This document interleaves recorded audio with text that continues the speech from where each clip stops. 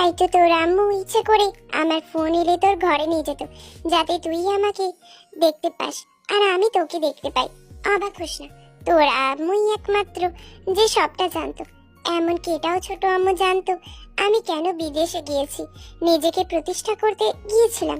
কিন্তু সেটা বড় কারণ ছিল না, সেটা তো আমি নিজের দেশে থাকলেও করতে পারতাম। কিন্তু আমি গিয়েছিলাম আমার নিজের ভেতরে থাকা বড় রোগের চিকিৎসা করতে।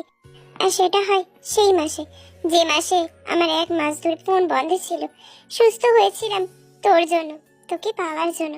কিন্তু আজ সেই কারণটা আর বেঁচে নেই। তাই আমারও এই দুনিয়াতে থাকার আর কোনো কারণ নেই। এই জন্মে না হোক পরের জন্মে যেন আমি তোকে পাই আমার নিজের করে। ভালোবাসার মানুষ তো, তোর শুভকামনা চাই রে সব সময়। এতটা সাহস নিজের মনের মধ্যে নেই যে তোর বিয়ে আমি নিজের চোখে দেখব, তোকে আমি অন্য কারোর হতে দেখব। সেই ক্ষমতা আল্লাহ আমাকে দেয়নি।